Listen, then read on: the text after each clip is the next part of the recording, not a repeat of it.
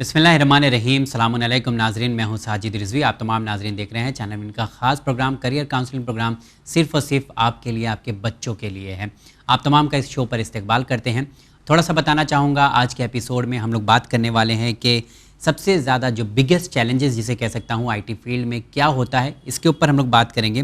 फिर कौन से एलिमेंट्स हैं जो बहुत ज़्यादा ज़रूरी हैं, नेसेसरी हैं आज के यूथ के लिए अगर वो आईटी फील्ड में अपना करियर बनाना चाहते हैं। तीसरी चीज़ है, जब हम यूजी कोर्सेज कर लेते हैं तो क्या ज़रूरी है कि हम पीजी कोर्स भी करें या कौन से ऐसे और कोर्स हैं जो हमें करना चाहिए। अगली चीज़ जो जानना बहुत ज़रूरी होगा कि हर एक कंपनी का एक कल्चर होता है और कल्चर के हिसाब से काम करना पड़ता है। तो आईटी इंडस्ट्री का कल्चर कैसा है, और एक बहुत इंपॉर्टेंट चीज़ है जो सबसे पहले हम लोग पूछने की कोशिश करेंगे कि कॉर्पोरेट आईटी और इंडस्ट्रियल आईटी क्या फ़र्क है, क्योंकि आईटी एक ऐसी फील्ड है जो बहुत वास्ट है। आज के सारे सवालों का जवाब देने के लिए आइए एक बार फिर से इस शो पर मुलाकात करते हैं आईटी एक्सपर्ट जनाब सैयद मेहदी हसन नकवी साहब का।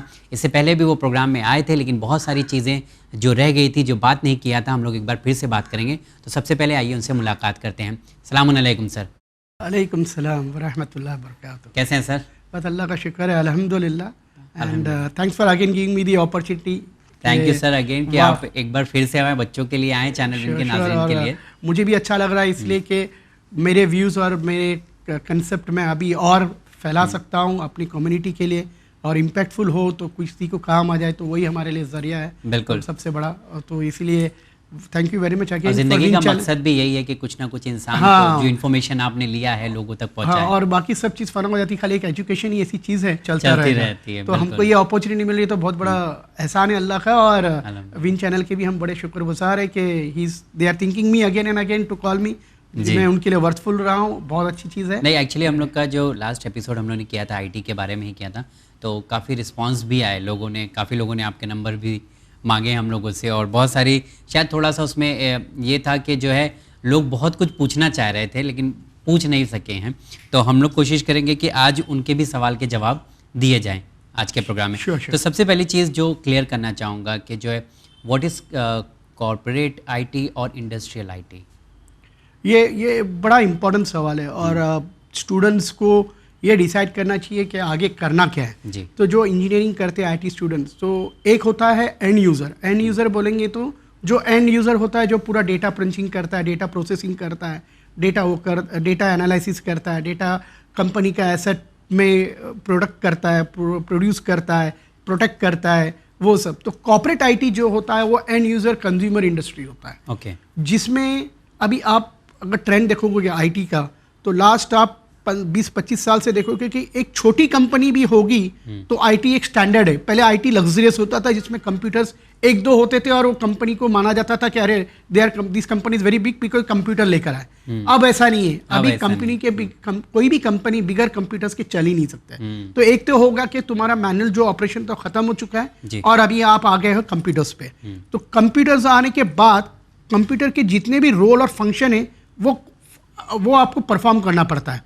कॉर्पोरेट आईटी के अंदर ये रोल्स जो परफॉर्म होते हैं उसको कॉर्पोरेट आईटीज बोलते हैं, जिसमें आपको एक बंदा चाहिए जो इंफ्रास्ट्रक्चर देखेगा, एक बंदा चाहिए जो आपका एप्लीकेशन देखेगा, एक बंदा चाहिए जो आपका सिक्योरिटी देखेगा कंपनी का कंप्यूटर्स का, एक बंदा चाहिए जो आपका आईटी का बजटिंग और प्लानिंग करेगा, एक बंदा है जो आपका आईटी का प्रोसेस इंप्रूवमेशन देखेगा, जो कंपनी के प्रोसेस होते हैं वो सब इंप्रूवमेशन देखेगा। तो ये सब पूरा जो होता है और उनको मैनेज करने के लिए एक आईटी का हेड होना चाहिए या आईटी का सीआईओ होना चाहिए, जिसको आप बोलते हैं चीफ इंफॉर्मेशन ऑफिसर या जनरल मैनेजर कोई बोलता है, जनरल मैनेजर आईटी, कोई हेड ऑफ आईटी बोलता है। तो डिफरेंट नेम दिया गया है। तो ये पूरा जो फील्ड है और ये पूरा जो ऑर्गेनाइजेशन स्ट्रक्चर है इसको हम लोग बोलते हैं कॉर्पोरेट आईटी। अब आइए what is non corporate IT.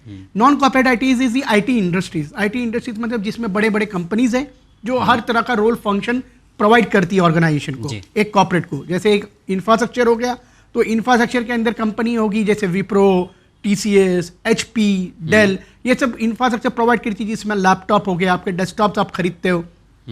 तो ये कंपनी का रोल है कि आपको एसेट्स प्रोवाइड करती है आईटी के। फिर एक कंपनी आती है आईटी की जो सॉफ्टवेयर डेवलपमेंट में होती है। एक कंपनी आती है जो कंपनी का एंटरप्राइज रिसोर्स प्लानिंग करती है, जो एक ईआरपी सिस्टम बनाती है। एक कंपनी होती है जो कंट्रोल कंप्लायंस में आपको हेल्प करती है। तो ये सब स्पेशलाइजेशन होते हैं, वो एक एक आईटी इंडस्ट्रीज में होते हैं। तो ये डिफरेंस है कि आप जब आईटी इंडस्ट्री में जाते हो तो आप एक पर्टिकुलर एक सब्जेक्ट के ऊपर काम करते हो, और जब आप कॉर्पोरेट इंडस्ट्री में रहते हो तो you have to be in all the field, though you will be managing only infrastructure, but you have to work with application guy, आपको वर्क करना है कंट्रोलर कंप्लायंस वाले बंदे, सिक्योरिटी के साथ में भी आपको काम करना है, बजटिंग और आईटी वाले के साथ में आपको रिपोर्ट करना है सीआईओ को, तो एक तरह का इंटीग्रेशन होता है। लेकिन आईटी इंडस्ट्री के अंदर आप अगर एप्लीकेशन डेवलपमेंट कर रहे हैं तो आपका जो स्कोप है आपको उसी में फिक्स रहना पड़ता, करना होता है। It's like must expertise of one which you get it in IT industry, but non-IT industries corporate world के अंदर you are jack of all master of none। तो इस तरह से होता है। जैसे अभी मैं हूँ, मुझे IT का छोटा लेयर सब मालूम है, लेकिन if you ask me today go inside that and find out what is coding and all that thing, तो it will be difficult because I am not a expert of that, but I know how the process work। Flow कैसा है वो मुझे पूरा मालूम है। एक company का IT का फ्लो कैसा होना चाहिए, दैट आई डिजाइन इट, वो मैं डिजाइन करता हूँ और मैं वैलिडेट करता हूँ मेरी ऑर्गेनाइजेशन के लिए ये एप्लीकेशन सूट होता है या ये एप्लीकेशन सूट नहीं होता है, मेरी ऑर्गेनाइजेशन के लिए ये इंफ्रास्ट्रक्चर बराबर है, ये इंफ्रास्ट्रक्चर बराबर नहीं है, मेरी ऑर्गेनाइजेशन के ये नेटवर्क बराबर है कि ये नेटवर्क बराबर नहीं। सो आई एम वैलिडेटिंग और evaluating all the products and then I am aligning it with मेरा बिजनेस, और उसके बाद कॉर्पोरेट इंडस्ट्री में IT फंक्शन करता है। ओके सर, बहुत शुक्रिया, क्योंकि ये जो डाउट्स है वो आपने क्लियर कर दिया। एक चीज़ मैं जान लेता हूँ और यहाँ पर कि जो सबसे ज़्यादा चैलेंजेस यूथ को IT फील्ड में फेस करना पड़ता है वो क्या है, आप बताना चाहेंगे कि इसके लिए तैयार रहना है यूथ को? IT एक ऐसा इंडस्ट्री है जिसका आप जो टेक्नोलॉजी फेज है वो इतना फास्ट इवैल्यूएट होता है कि बाकी किसी का नहीं होता है, बाकी इंडस्ट्रीज का। आप 6 महीना पहले आपने जो सुना होगा उसका नया वर्जन या नया अपग्रेड आ जाता है जी। फिर आप थोड़ा आगे नहीं जाओगे, आप वो इम्प्लीमेंट और एग्जीक्यूट नहीं कर पाओगे जब तक एक नया फेज आ जाएगा। तो टेक्नोलॉजी इतना फास्ट इवैल्यूएट होता है और इतने पेस में वो इवैल्यूएट होता है कि आपको उसको पकड़ना बड़ा नया जैसा होता है। हाँ, तो स्टूडेंट को सबसे बड़ा या IT के कैरियर पाथ वाले लोग को सबसे बड़ा प्रॉब्लम यही आता है कि एक निकल जाने के बाद एक अरसा, जैसे अभी मैंने कुछ डिप्लॉय किया, अब वो डिप्लॉय करने के बाद 6 महीने के बाद उसका नया वर्जन आएगा, तो सबसे बड़ा चैलेंज आता है कि अपने आप को अपडेट रखना। और IT इंडस्ट्री एक ऐसी इंडस्ट्री है जिसमें अपडेट रखना बहुत ज़रूरी है। और अगर अपडेट नहीं करते हैं अपने आप को, बाई चांस बहुत सारे लोग होते हैं कि उसी काम को ऐसे कर रहे होते हैं, तो क्या उनकी ग्रोथ में कोई रुकावट हो सकती है? आ सकती है। अगर आप चेंज करना चाहते हैं जॉब, मैं अगर कोई इंडस्ट्री चेंज करता हूँ और वो इंडस्ट्री के अंदर जो प्रोडक्ट मैं यूज़ कर रहा था वो नहीं है, कोई और था, तो दिक्कत उसमें आती है कि फिर आप उसको कैसे वो करोगे।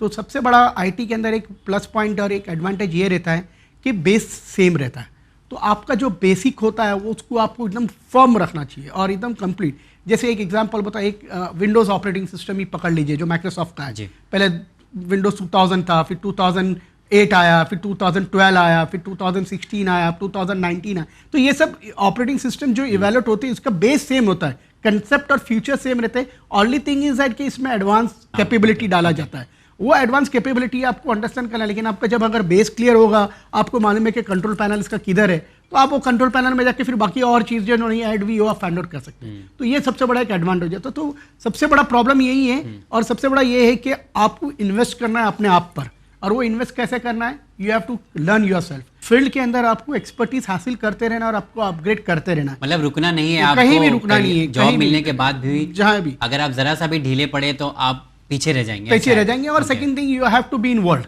अभी IT के अंदर एक हमेशा एक बज़वर्ड आते रहता है, जैसे अभी एक नया बज़वर्ड आया, आप हमेशा सुनते होंगे गवर्नमेंट की तरफ से भी और इंडस्ट्रीज की तरफ से भी और सब जगह पेपरों में भी डिजिटलाइजेशन एक्चुअली डिजिटलाइजेशन है, बहुत ज्यादा फोकस हो रहा है। हाँ, तो ये डिजिटलाइजेशन है क्या, तो हमारे यहाँ डेफिनेशन ऑफ डिजिटलाइजेशन का ये दिया था, री invent IT and enhance your capability. मतलब आप IT को ही री इन्वेंट करते हो और अपनी एनहांस करते हो अपनी कैपेबिलिटी को, तो उसको डिजिटलाइजेशन बोलते हैं। अभी इसके लिए आपको क्या करना चाहिए, you have to invest yourself. अब आपको इन्वेस्टमेंट कैसा करना है, या तो आप कोई कोर्स ज्वाइन करिए, या कोई आप IT की नई बुक खरीदिए उसको पढ़िए, या तो आप गूगल पे सर्च करिए, या आप कुछ आर्टिकल्स पढ़िए, या IT के मैगजीन्स पढ़िए। इस तरह से आप अपने आप को पर जब इन्वेस्ट करोगे तो ये इन्वेस्टमेंट आपको हेल्प करेगा to keep yourself upgraded and updated with the world और IT इंडस्ट्रीज। ओके, यहाँ पे एक सवाल करते हैं। फॉर एग्जांपल मैंने AI किया है कोर्स, या साइबर सिक्योरिटी का कोर्स किया हुआ है, तो अब ये तो कोर्स एक कंप्लीट कोर्स होता है जिसके बाद मुझे जॉब करना है, तो क्या ये कोर्स करने के बाद भी मुझे और स्किल डेवलप करना पड़ेगा, नॉलेज लेना पड़ेगा, बुक्स पढ़ना पड़ेगा अगर हमें IT फील्ड में और ज़्यादा ऊपर जाना है? अभी आपने एक बार जैसे एग्जांपल आपने जो दिया साइबर सिक्योरिटी का, या आपने एग्जांपल दिया एआई का, आप जब ये कोर्स कंप्लीट करते हो आपको कहीं जॉब मिलेगा। आप जॉब मिलने के बाद आप वो आईटी, वो कॉर्पोरेट इंडस्ट्री या कोई भी इंडस्ट्री में काम करोगे। जब आप करोगे तो पहले तो आप उसके फंडामेंटल्स अप्लाई करोगे।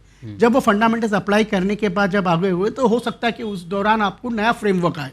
अब वो नया फ्रेमवर्क आए तो उसके लिए आपको ज़रूरी नहीं कि आप क्लासेस ज्वाइन करो, you can learn your self also, self learning होता है। अच्छा, दूसरी बात ये है, कोई कॉर्पोरेट ऐसी होती है, जैसे मैंने अभी कुछ चीज़ डिप्लॉय किया तो ऑब्वियसली उसका लाइसेंसिंग कंसेप्ट लाइसेंसेस रहता है या उसका अपग्रेड का फंक्शनैलिटी रहता है जो 2 साल या 3 साल में आपको अपग्रेड करना पड़ता है। उस वक्त आप अपने आप को जब आप कंपनी के लिए डिप्लॉय करोगे तो आप ये नई चीज़ लर्न कर सकते हो और नई चीज़ सीख सकते हो, और बेसिक आपका क्लियर होने की वजह से आपको दिक्कत नहीं आएगी।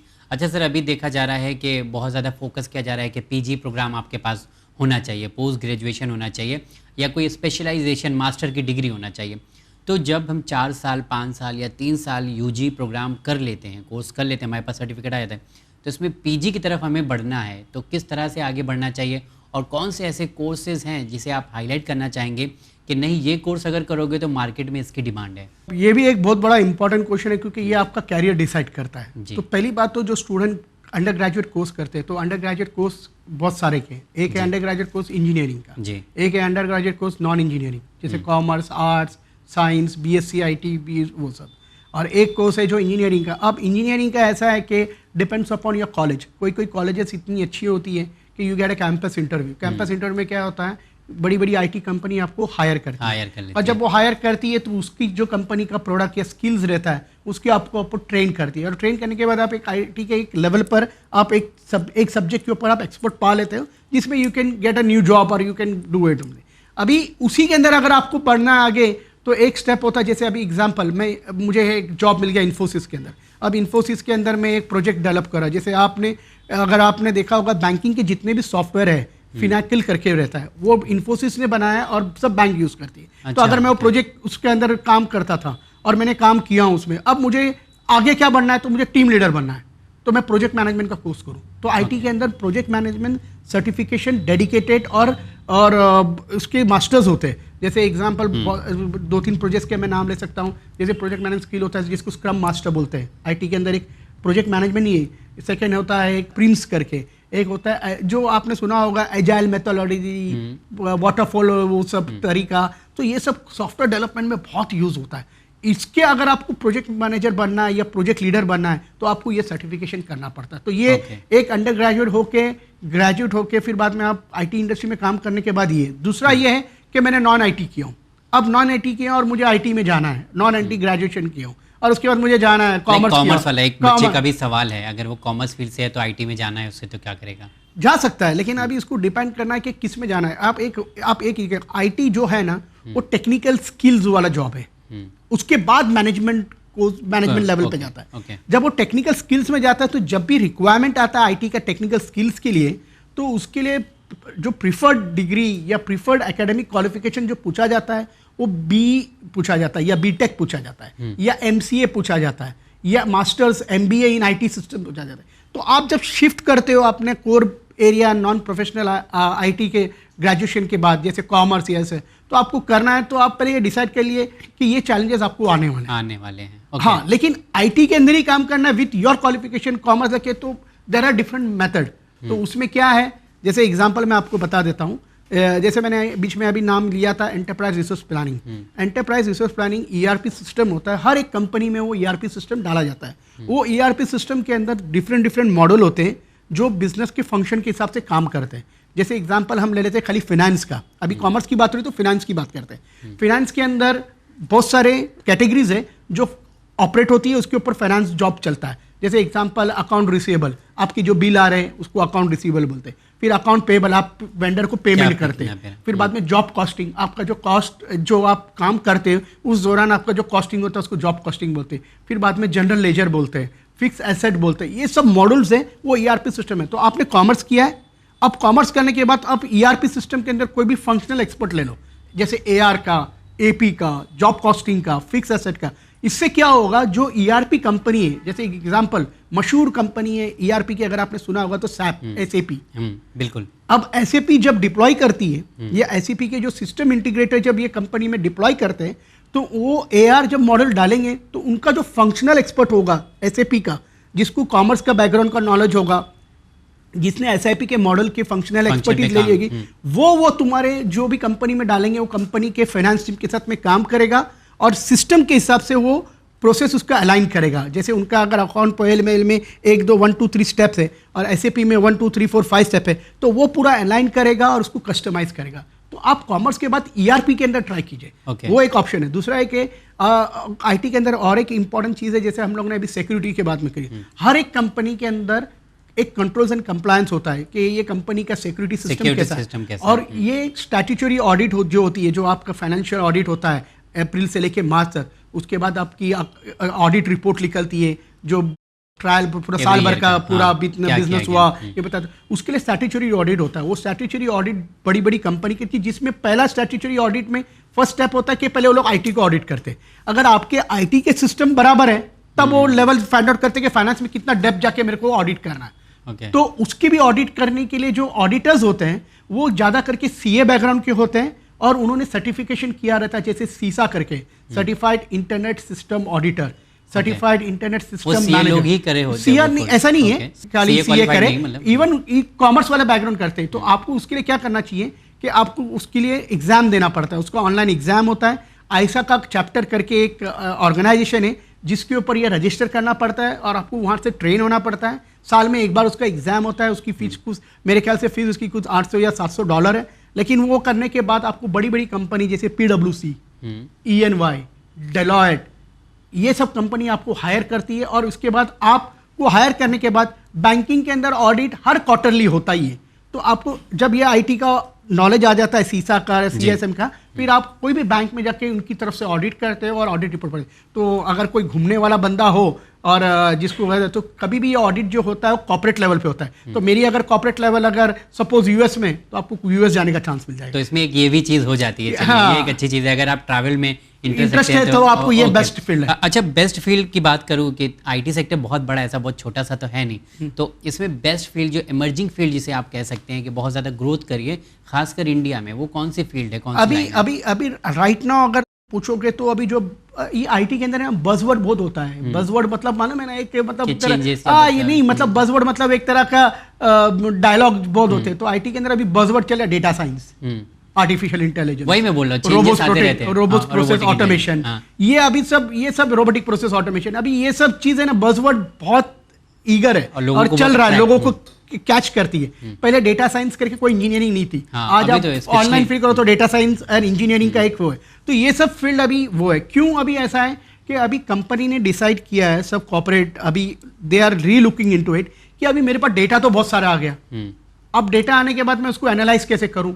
अच्छा, डेटा एनालाइज करने के बाद वो डेटा कंपनी मैनेजमेंट को देती है, तब मैनेजमेंट डिसीजन लेता है कि मुझे बॉम्बे के कौन से सेक्टर में क्या प्रोडक्ट बेचना है और कौन से में। तो वो जब डेटा आएगा गैदर करने के बाद उसको फिल्टर करती है। तो क्या वो मतलब मार्केटिंग के लिए भी इस्तेमाल किया जा सकता है जो हमारे डेटा अवेलेबल है? 100% marketing has to approach IT।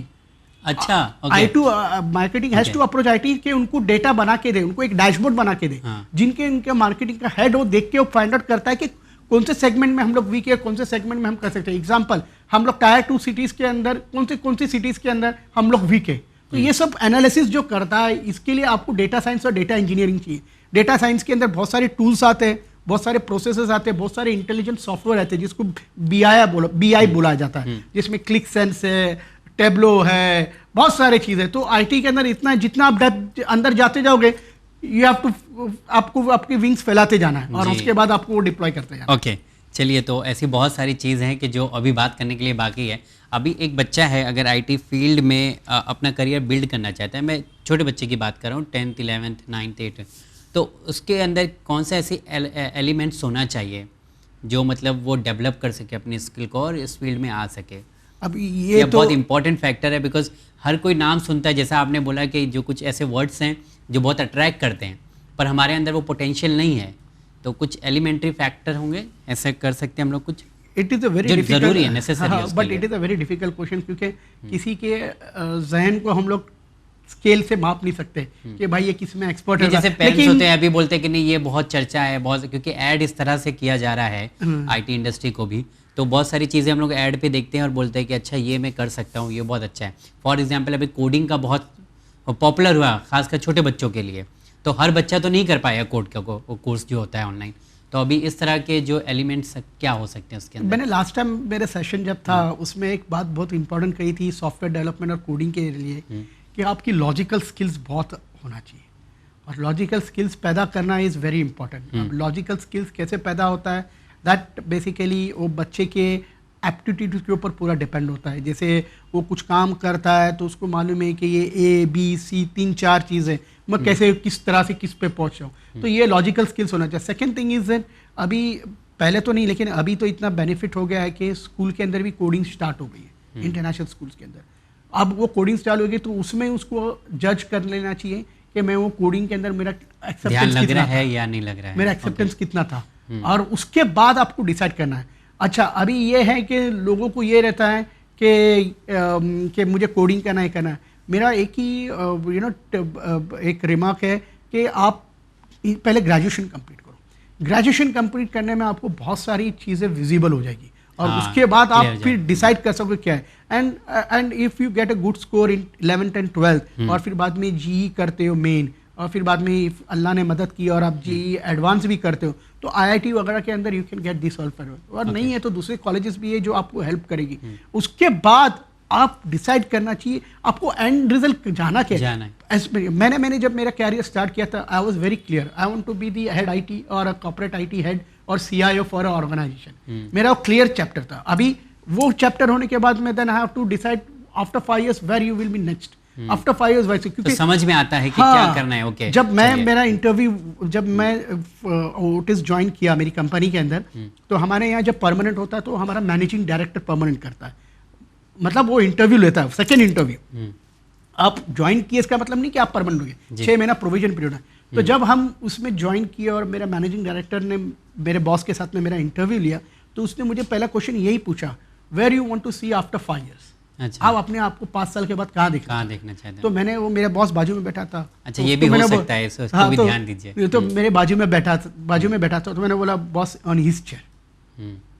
तो आई वाज वेरी क्लियर कि जो ये CIO का रोल परफॉर्म कर रहा है, तो ऐसा जवाब दिया जा सकता है, क्योंकि मेरा अगला सवाल भी यही था कि how to prepare for an IT interview, तो इस तरह से हम लोग आंसर कर सकते हैं। यस, IT इंटरव्यू के लिए सबसे बेस्ट थिंग इज दैट कि IT इंटरव्यू जो होता है वो तुम्हारी इंजीनियरिंग सिलेबस पे तो नहीं होता है। ओके, क्योंकि इंजीनियरिंग सिलेबस 4 साल हम पढ़ाई किए हैं, हाँ, वो इंजीनियरिंग सिलेबस पूरा हमारे पास हाँ, लेकिन ये है कि जब इंटरव्यू होता है तो उसमें आपका communication skill very much important, आपका presentation skill is very much important. Second thing, your academic qualification is also important, not that के बेसिकली कुछ पूछा नहीं जाएगा। जो कंपनी कैंपस इंटरव्यू लेती है उसके अंदर आपके एकेडमिक ग्रेड्स, और सेकेंड थिंग इज दैट आपके स्किल्स कितने, आपने क्या प्रोजेक्ट डेवलपमेंट किया है, how is your project management skill. अभी तो पीपल जो जज करती है प्रोजेक्ट मैनेजमेंट स्किल, और इसके बाद आप कैंपस इंटरव्यू से निकल के आप जॉब कर सकते। दूसरे बच्चे जो नहीं कर पाते, तो आपको किस में जाना पहले तो वो डिसाइड कीजिए, आपको खाली IT में कौन से फील्ड में जाना है। अभी जैसे अगर आपको जाना है इंफ्रास्ट्रक्चर के फील्ड में, तो आप नेट पे सर्च कीजिए कि लेटेस्ट इंफ्रास्ट्रक्चर टेक्नोलॉजी क्या चल रही है। जैसे एग्जांपल आपने सुना होगा भी लेटेस्ट इंफ्रास्ट्रक्चर टेक्नोलॉजी है क्लाउड टेक्नोलॉजी, तो आप क्लाउड के ऊपर सर्च, तो जब वो बंदे से आप बात करोगे और वो बंदा जब आपको क्वेश्चन पूछेगा, भले आपको कुछ नहीं आता, लेकिन ही विल अंडरस्टैंड दैट कि आप वर्ल्ड के साथ में हो। अच्छा, वो वैसा वाला इंटरव्यू नहीं होगा जैसे पहले होता था, नहीं होता है, समथिंग अबाउट योरसेल्फ, नहीं वो सब हॉबी और ये सब नहीं है। और दूसरा अभी कोई जगह पे तो ऐसे होते हैं कि एग्जाम्स होते हैं, MCQs होते हैं, कोई depends upon the company to company, depend to company to company. जैसे अभी रिटन एग्जाम भी होते हैं TCS वगैरह के अंदर, देखते कि कंप्यूटर बेस, वो एग्जाम लेते हैं। एग्जाम लेने के बाद आपका फिर ग्रुप डिस्कशन होता है, ग्रुप डिस्कशन के बाद ग्रुप इंटरव्यू होता है, ग्रुप इंटरव्यू के बाद में आपको सिलेक्शन और वो सब होता है। और अगर आपने तो ग्रुप डिस्कशन क्या, जो मतलब जो लोग और भी इंटरव्यू के लिए आए होंगे उन्हीं के साथ होगा, कोई टॉपिक के ऊपर आपको बोल देंगे प्लीज एक्सप्लेन दैट,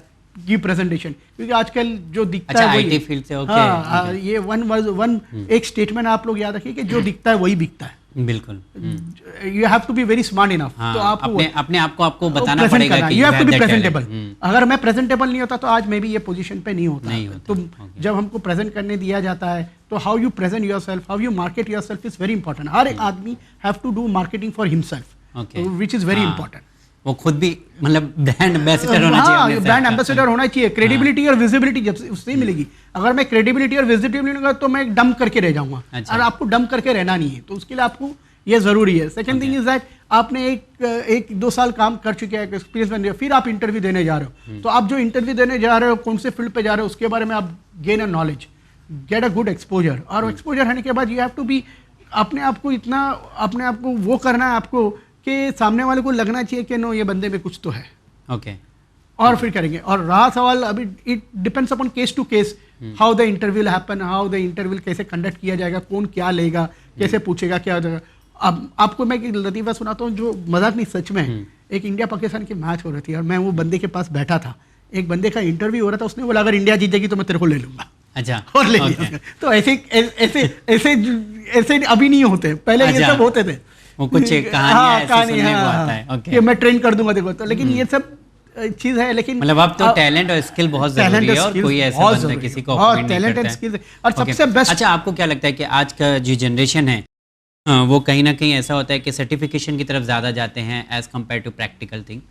सर्टिफिकेशन बहना चाहिए, but it has to be because I am done. Seeing, I am noticing कि बहुत सारे ऑनलाइन कोर्सेज है, तो पब्लिक चाहती है ये भी कर ले 6 मंथ का, 3 मंथ का, 1 ईयर का कोर्स, डिप्लोमा भी कर ले, और इतनी सारी डिग्री होने के बाद भी जॉब के लिए इतनी दिक्कत हो रही है। अभी ये विन चैनल के बाद से मुझे भी काफ़ी फ़ोन आए, और मुझे भी काफ़ी लोगों ने फ़ोन करके पूछा मैं ये कोर्स करना चाहता हूँ, ये कहते हैं, लेकिन मैं अंडर ग्रेजुएट हूँ। तो मैंने उससे ये कहा कि जब तू ये कोर्स करेगा तो क्या तू जॉब करेगा? तो मैं सीख के ले लूँगा। बोला तू सीख के लेगा, 3 महीने के बाद फिर भूल जाएगा, क्योंकि you have to be in touch with this thing. और आप ग्रेजुएट करने के बाद आप ये सब कोर्स करो तो अच्छा, क्योंकि कुछ भी कर रहे हो तो आप पैसा इन्वेस्ट कर रहे हो। बिल्कुल बिल्कुल। तो आपको ये देखना चाहिए कि टाइम टू टाइम बेसिस के ऊपर आपको अटेंड करना चाहिए और सर्टिफिकेशन हासिल करना चाहिए। आज मैं ये लेवल पे आने के बाद मैं एक सर्टिफिकेशन करना चाहता हूँ, मैंने डिसाइड किया। तो मतलब जॉब के साथ साथ सर्टिफिकेशन करो तो ज्यादा बेटर है। एग्जैक्टली। और वो आपको एलिवेट करेगा, आपको आगे लेवल पे ले और एलिवेट करेगा। और second thing it will help you to explore. जैसे आपने पिछले एपिसोड में बताया था थोड़ा अपने बारे में कि आप एक एक स्टेप से अभी मैं फिलहाल एक और एक मैं सोच रहा हूँ और एक कुछ करूँ। अच्छा, अब ये स्टेज पे भी? हाँ, ये स्टेज पे भी। और मैंने डिसाइड किया कि मुझे एक करना है करके, तो मैं खुद नेटवर्क ये ब्राउज कर रहा हूँ, लोगों से बात कर रहा हूँ, मैं अपना प्रोफाइल बता रहा हूँ, फिर उनसे पूछता हूँ कौन सा प्रोफाइल के लिए क्या बेस्ट फिट होगा, और उसके बाद मैं कोर्स करूँगा। तो depends upon time to time, environment to environment, situation to situation, you have to decide what you have to हासिल करना। और सबसे बेस्ट है आईटी के अंदर, एक इंडस्ट्री के अंदर आप नेटवर्क और पीयर्स जमा कीजिए, एक कोऑर्डिनेट कीजिए और एक एक से डिस्कस कीजिए। अच्छा, ओके। तो ये बहुत ज़रूरी है कि जब भी किसी इंटरव्यू के लिए जा रहे हो या किसी फील्ड के बारे में आप पता करना चाहते हैं तो उसके एक्सपर्ट से आप ज़रूर बात करें, क्योंकि बहुत सारी ऐसी चीज़ें ना सर कि यूट्यूब वगैरह पे इतनी सारी इन्फॉर्मेशन है लोगों के पास अवेलेबल है कि बहुत चीज़ें हम लोग को मिल जाती है, लेकिन हम लोग को समझ में नहीं आता कि वो वर्क कैसे करेगी आगे चल के। सर को इसीलिए हम लोगों ने दावत दिया था कि आप आएँ और बताएं बच्चों को आगे चलकर कैसा आपको फेस करना है। एक चीज़ और बहुत मैटर करती है कि हर कंपनी का एक खुद का कल्चर होता है, जिस तरह से वो वर्क करते हैं। आईटी इंडस्ट्री जैसे आपने बताया कि 2 तरह की है, एक कोऑपरेटिव है और एक दूसरी इंडस्ट्रियल है, पर इनका कल्चर कैसा है वर्क करने का? क्या मतलब किस तरह से एक बच्चे को, क्योंकि कोई बच्चा अभी पढ़ के निकला उसके लिए बिल्कुल नया होगा आईटी, तो ऐसा लगता है कि सब इलेक्ट्रॉनिक की चीज़ें होंगी, कोई चीज़ टच ना कर दे। नहीं, ऐसा तो नहीं है, लेकिन ये भी एक बहुत बड़ा इंपॉर्टेंट फैक्टर है डिसाइड करने का, आपको किधर काम करना है। हाँ। IT culture in IT industry is very different. उसमें आपको वो भी एक तरह का ग्लैमर ही है, आपको एक बता दें। भले वो आईटी इंडस्ट्री है लेकिन एक ग्लैमर है। ग्लैमर में इन द सेंस उसमें आपको रिफ्रेशमेंट मिलेंगे, उसमें आपको बहुत सारी पिकनिक्स मिलेंगी, उसमें बहुत सारे स्पोर्ट्स मिलेंगे, उसमें आपको बहुत सारे इवेंट्स मिलेंगे और सब कुछ if you are working with IT industry, ये एक बहुत बड़ा फैक्टर है। उसमें सैलरी स्केल भी हाई रहता है, लेकिन उसमें सबसे बड़ा एक ही गुड कंपनी भी होना चाहिए ना सर ये सब करने के लिए। नहीं, डिसएडवांटेज फैक्टर उसमें खाली एक ही रहता है कि अगर वो आईटी इंडस्ट्रीज के पास अगर बिजनेस स्ट्रांग नहीं है और कंपनी स्टैंडफिल बराबर नहीं है या फाइनेंशियल स्टैंड उसका बराबर नहीं है, तो हो सकता है कि वो आपको बेंच पे बिठा दे या वो हो सकता है आपको ले ऑफ कर दे, तो वो एक बड़ा डिसीजन। अब आइए कॉर्पोरेट इंडस्ट्री में।